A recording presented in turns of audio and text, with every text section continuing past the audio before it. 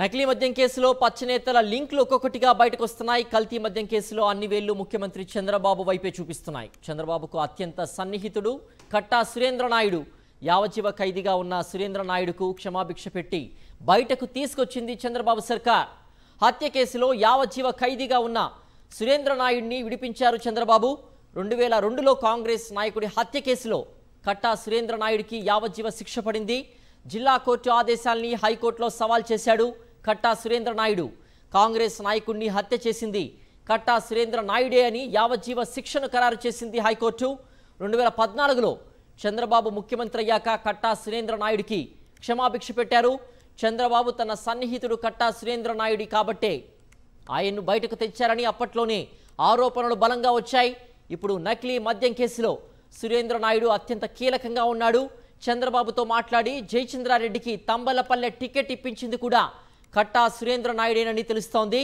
So Chandrababu కనసన్నల్లోనే నకిలీ liquor gang పనిచేసిందని ఈ లింక్ల ద్వారా తెలుస్తోంది. చంద్రబాబుతో సన్నిహితంగా ఉన్న జయచంద్రారెడ్డి సురేంద్ర నాయుడి ఫోటోలు అనేక ప్రశ్నలు లేవనెత్తుతున్నాయి. ఇదే మామూలుగా సినిమాల్లో కోయిదారులు చూపిస్తారు. ఎన్టీఆర్ పక్కన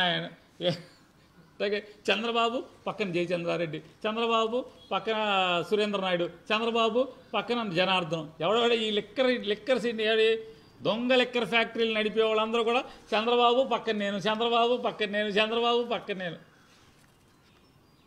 సిగ్గేదా అని అడుగుతున్నాను.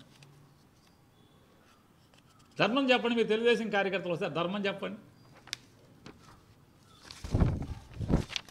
ఇక ఆయన చెప్పారు కదా ఈ జయచంద్రారెడ్డికి లింకు అది ఇదని. జయచంద్రారెడ్డికి మెయిన్గా ఫ్యాక్టరీ ఉండి నడిపినటువంటి కట్టా సురేంద్ర నాయుడు ఉన్నాడు కదా. కట్టా సురేంద్ర నాయుడు ఎప్పటి నుంచి తెలుగుదేశం ఫ్యాక్టరీ నడుపుతున్నది అతనే కదా. కట్టా సురేంద్ర నాయుడికి ఎప్పటి నుంచి ఉన్నాడు తెలుగుదేశంలో? 2001 సంవత్సరంలో ఒక గొడవయ్యి దాని తాలూకా అంటే ఒక ఎలక్షన్ జరిగితే ఎంపీటీసీ ఎలక్షన్లు 2001లో ఎంపీటీసీ ఎలక్షన్ జరిగితే 2002లో ఓ మర్డర్ చేశారా లేదా? అప్పుడున్న కాంగ్రెస్ ఒకరిని మర్డర్ చేస్తే ఈ కట్టా సురేంద్ర నాయుడికి యావజ్జీవ శిక్ష పడిందా పడలేదా? అది కూడా మేమే చేయించామా? మీ దగ్గర ఉండే కూడా. సరే యావజ్జీవ శిక్ష పడితే ఏంటి ఆడు ముద్దాయి అంటారా?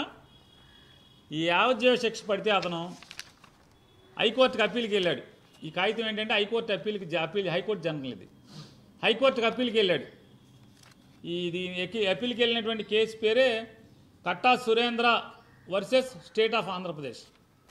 కేసు పేరు Katta Surendra versus state of Andhra Pradesh. ఈ కేసు పేరు హైకోర్టులో ఎందుకు వెళ్ళాడంటే జిల్లా కోర్టులో 302 సెక్షన్ ప్రకారం యావజ్జీవ శిక్ష పడింది, ఈ కేసు కొట్టేయమని వెళ్ళాడు. వెళ్తే హైకోర్టు కన్ఫర్మ్ చేసింది, లేదురా బాబు నువ్వు నిజంగానే చంపేశావు, లేదు నేను నమ్ముతున్నాను, నువ్వు యావజ్జీవం చేయని చెప్పి చంపేసింది, ఖరారు చేసింది. అంటే దీంట్లో తప్పే ఉందండి అంటారా? మరి కట్టా సురేంద్ర నాయుడు వాళ్ళు బయట ఎట్టా ఉన్నాడు? 2014లో నారా చంద్రబాబు నాయుడు ముఖ్యమంత్రి, లోకేష్ నాయుడు మంత్రి అయిన తర్వాత 2016-17లో క్షమాభిక్షతో మీరు కదా వదిలింది అతన్ని. మీ ప్రభుత్వమే కదా అతనికి క్షమాభిక్ష పెట్టి అతన్ని బయటికి తీసుకొచ్చిన వాళ్ళు ఎవరు? కట్టా సురేంద్ర నాయుడు అనేటువంటి ఇవాళ దొంగ మద్యం ఫ్యాక్టరీ నడుపుతూ పట్టుబడినటువంటి జయచంద్రారెడ్డికి అతి ప్రియమైనటువంటి పార్ట్నర్, ఇవాళ ఫ్యాక్టరీ నడుపుతూ పట్టుబడినటువంటి కట్టా సురేంద్ర నాయుడికి క్షమాభిక్ష ద్వారా నేరం మొత్తం మాఫీ చేసి జైలు నుంచి బయటికి తీసుకొచ్చింది ఎవరు?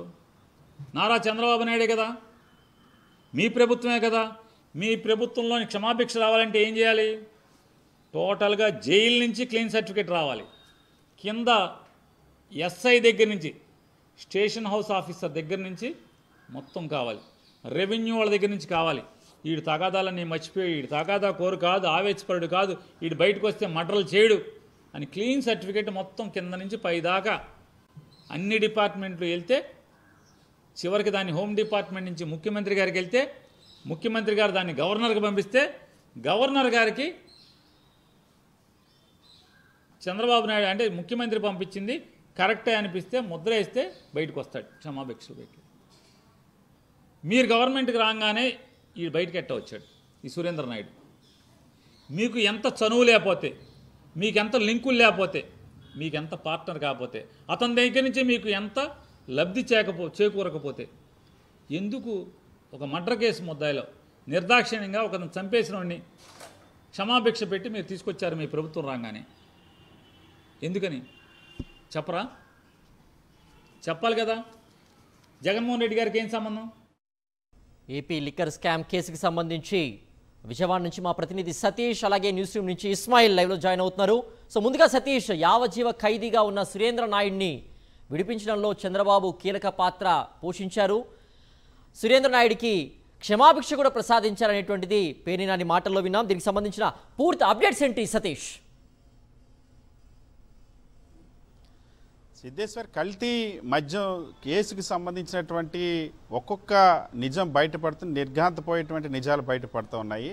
ఈ కేసులో ఉన్నటువంటి నిందితులు వాళ్ళంతా కూడా తెలుగుదేశం పార్టీకి సంబంధించినటువంటి నాయకులు, సాక్షాత్తు ముఖ్యమంత్రి చంద్రబాబు నాయుడు, మంత్రి నారా లోకేష్తో అత్యంత సాన్నిహిత్యం ఉన్నటువంటి నాయకులే కావడం అనేది ఇప్పుడు సంచలనంగా మారింది. తాజాగా ఇందుకు ఏ స్థాయిలో తెలుగుదేశం పార్టీ పెద్దల పాత్ర ఇందులో ఇన్వాల్వ్ అవుతుందో అన్న విషయం చాలా స్పష్టంగా నిరూపించేటువంటి ఆధారాలు వెల్లడవుతున్న పరిస్థితి. ఇందులో ఇప్పటికే ఈ కేసులో అరెస్ట్ అయినటువంటి కట్టా సురేంద్ర నాయుడు చరిత్రను ఒకసారి పరిశీలించిన తర్వాత ఈ కల్తీ లిక్కర్ కేసుకు సంబంధించి, కల్తీ లిక్కర్ తయారీలో రాష్ట్ర వ్యాప్తంగా ఈ నెట్వర్క్ విస్తరించడానికి ప్రభుత్వంలో ఉన్నటువంటి పెద్దల అండదండలు సంపూర్ణంగా ఉన్నాయన్న విషయం అయితే నిర్ధారించవచ్చు. ఎందుకంటే ఇక్కడ చాలా స్పష్టంగా అర్థమవుతుంది, కట్టా సురేంద్ర నాయుడు ఈ కేసులో ఒక నిందితుడిగా అరెస్ట్ అయ్యారు. ఆ రోజు కట్టా సురేంద్ర నాయుడు గ్రామంలోనే మొట్టమొదట ఈ కల్తీ మద్యం అన్నది బయటపడింది. కమ్మవారిపల్లికి సంబంధించినటువంటి మొలకల చెరువు మండలం కమ్మవారిపల్లికి సంబంధించినటువంటి కట్టా సురేంద్ర నాయుడు తయారు చేసిన తన ఒక కుటీర పరిశ్రమలాగా ఏర్పాటు చేసి, మనుషులను ఏర్పాటు చేసి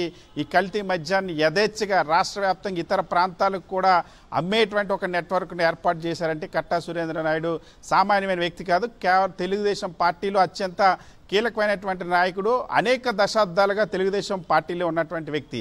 వీటన్నిటికంటే కూడా ఒక హత్య కేసులో జీవిత ఖైదు పడినటువంటి వ్యక్తి కట్టా సురేంద్ర నాయుడు.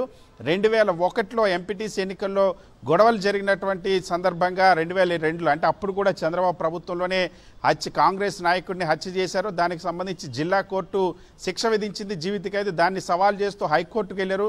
హైకోర్టు కూడా ఆ శిక్షను ఖరారు చేసింది. సో కట్టా సురేంద్ర నాయుడికి జీవిత ఖైదు విధించింది. సో జీవిత ఖైదు శిక్ష పడినటువంటి కట్టా సురేంద్ర నాయుడు ఇప్పుడు మళ్ళీ ఎలా కల్తీ లిక్కర్ని తయారు చేయగలిగారని ఒకసారి ఆలోచిస్తే, తర్వాత 2014లో రాష్ట్ర ముఖ్యమంత్రిగా చంద్రబాబు సేమ్ ఇదే ఇప్పుడున్నటువంటి తెలుగుదేశం, బీజేపీ, జనసేనల ప్రభుత్వం వచ్చినప్పుడు 2014 తర్వాత ముఖ్యమంత్రి చంద్రబాబు అదేవిధంగా మంత్రి లోకేష్ ఇద్దరు పార్టీకి సంబంధించిన నాయకులందరినీ కూడా శిక్షలు పడిన వాళ్ళు చాలామందిని ఆ క్షమాభిక్షలు పెట్టి విడుదల చేశారు. అందులో కట్టా సురేంద్ర నాయుడు కూడా ఒకటి. సో ఆ రోజు విడుదలైనటువంటి కట్టా సురేంద్ర నాయుడు ఇప్పుడు మళ్ళీ అధికారంలోకి రాగానే, తెలుగుదేశం పార్టీ అధికారంలోకి రాగానే ఈ కల్తీ లిక్కర్ స్కామ్ అన్నది మొదలుపెట్టారు. కల్తీ మద్యాన్ని తయారు చేసి పెద్ద ఎత్తున ప్రజల ప్రాణాలు తీసేటువంటి కల్తీ మద్యాన్ని తయారు చేసేటువంటి కేసులో నిందితుడిగా అరెస్ట్ అయ్యాడు. సో ఇక్కడ చాలా స్పష్టంగా, ఇంతేకాదు జయచంద్రారెడ్డి తెలుగుదేశం తంబలపల్లి నియోజకవర్గంలో సురేంద్ర నాయుడు చాలా కీలకమైనటువంటి యాక్టివ్ టీడీపీ లీడరు. అనేక దశాబ్దాలుగా తెలుగుదేశం పార్టీతో ఉన్నారు. అక్కడ ఇన్ఛార్జీలు ఎవరు మారినప్పటికీ కూడా కట్టా సురేంద్ర నాయుడు టీడీపీతో ఉన్నటువంటి వ్యక్తి. గతంలో జైలుకి వెళ్ళి, అందుకనే కట్టా సురేంద్ర నాయుడికి క్షమాభిక్ష పెట్టి మరి హత్య కేసులో జీవిత ఖైదు పడినటువంటి కట్టా సురేంద్ర నాయుడిని చంద్రబాబు ప్రభుత్వంలో, గత ప్రభుత్వంలో బయటకు తీసుకొచ్చినటువంటి పరిస్థితి. జయచంద్ర రెడ్డిని తీసుకెళ్ళింది అదేవిధంగా జయచంద్ర రెడ్డితో చంద్రబాబు దగ్గరికి తీసుకెళ్ళినప్పుడు బీఫామ్స్ తీసుకున్నటువంటి సందర్భాలు, అదే చంద్రబాబు దగ్గర తీసుకెళ్లి టికెట్ ఇప్పించడంలో కూడా సురేంద్ర నాయుడు పాత్ర ఉందన్న విషయం తెలుగుదేశం పార్టీ నాయకులంతా కూడా చెప్తున్నటువంటి పరిస్థితి. దాంతోపాటుగా ఎవరైతే ఈరోజు అరెస్ట్ అయినటువంటి మరొక వ్యక్తి, మొత్తం కల్తీ లిక్కర్ మాఫియాకి మొత్తం నెట్వర్క్ని ఆపరేట్ చేస్తున్నటువంటి జనార్దన్ ఉన్నారు. జనార్దన్కు స్వయంగా చంద్రబాబు జయచంద్రరెడ్డి బీఫామ్ ఇచ్చినప్పుడు కూడా జనార్దన్ పక్కనున్నారంటే, సో లిక్కర్ మాఫియా చేతుల్లోకి తెలుగుదేశం పార్టీకి సంబంధించిన నాయకులు లిక్కర్ మాఫియాని ముందు పెట్టి ఏ విధంగా ఈ రాష్ట్ర వ్యాప్తంగా కల్తీ మద్యాన్ని తయారు చేసేటువంటి పరిశ్రమలు ఏర్పాటు చేస్తున్నారో చాలా స్పష్టంగా అర్థమవుతుంది. సో సురేంద్ర నాయుడు పాత్ర బయటపడిన తర్వాత ప్రభుత్వ పెద్దలు ఖచ్చితంగా వీళ్ళకి అండదండలు ఉన్నాయన్న విషయం అయితే చాలా స్పష్టంగా ఇప్పుడు మనం అర్థం చేసుకోవచ్చు. సిద్ధేశ్వర్. అలాగే సతీష్, జయచంద్రారెడ్డికి మీరు అన్నట్లుగా తంబాలపల్లె టికెట్ ఇప్పించింది కూడా కట్టా సురేంద్ర నాయుడు అనేటువంటి వాదన కూడా, ఆ యొక్క చర్చ కూడా నడుస్తోంది. ఎందుకంటే అక్కడ స్థానికంగా ఉండేటువంటి టీడీపీ లీడర్స్ కాకుండా ఇతన్ని ఎమ్మెల్యే క్యాండిడేట్గా ప్రపోజ్ చేయడానికి ముఖ్య కారణం జయచంద్రారెడ్డికి టికెట్ ఇప్పించడంలో సురేంద్ర నాయుడే కీలక భూమిక పోషించారని కూడా చెప్తున్నారు కదా. దీనికి సంబంధించిన పూర్తి అప్డేట్స్ ఏంటి సతీష్?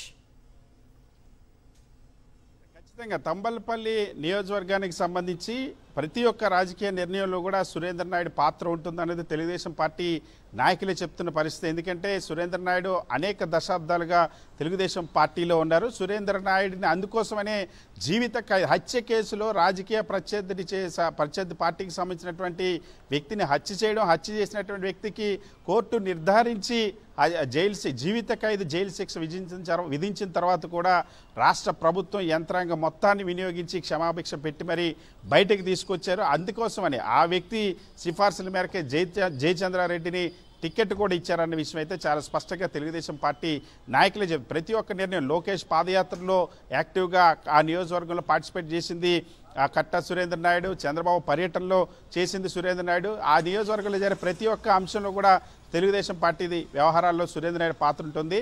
ఇప్పుడు అంత అండదండలు ఉన్నాయి కాబట్టి సురేంద్ర నాయుడు ఇంత బరితెగించి మరి కల్తీ మద్యం ఫ్యాక్టరీలను గ్రామాన ఏర్పాటు చేసేటువంటి నెట్వర్క్లో కీలకమైన వ్యక్తిగా వ్యవహరించారనే ఆరోపణలు ఉన్నాయి సిద్ధేశ్వర్.